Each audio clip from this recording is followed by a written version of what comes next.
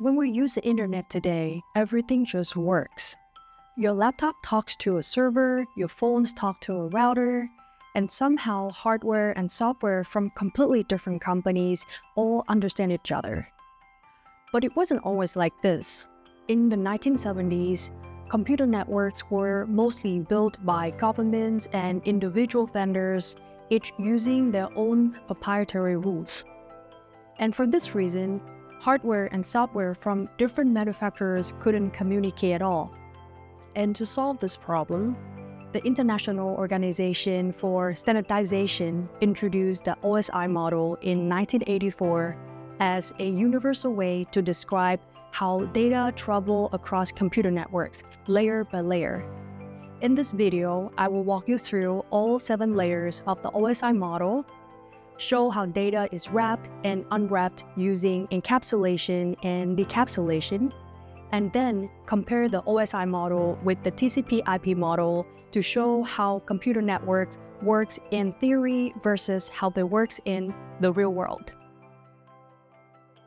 The OSI model divides data communication into 7 different layers. Each layer serves a specific function and only communicates with the layer directly above or below it.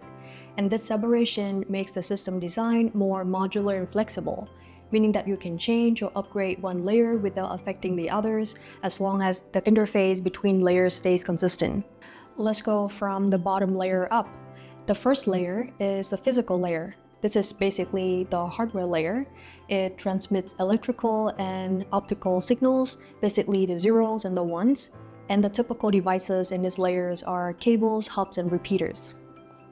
Layer 2 is data link, and this layer groups bits into frame and ensure data is transferred correctly within the same LAN. It works with MAC addresses.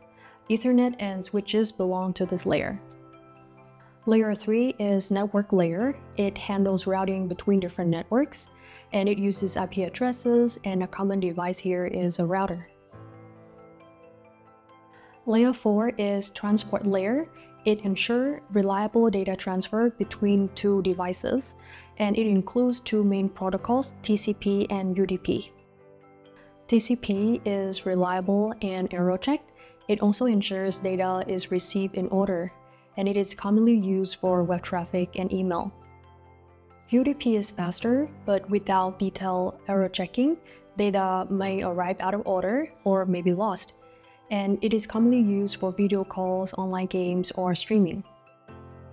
So layer 5 is session layer. It manages sessions between devices, including opening, maintaining, and closing connections.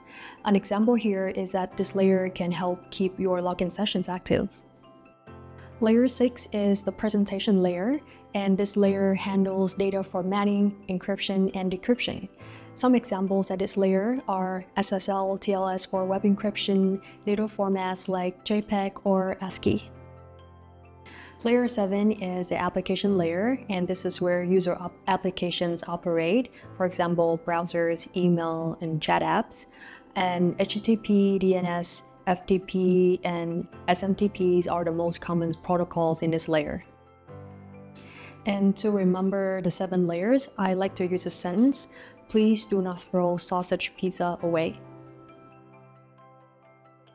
When it comes to the OSI model, it is also important that we understand the concepts of encapsulation and decapsulation.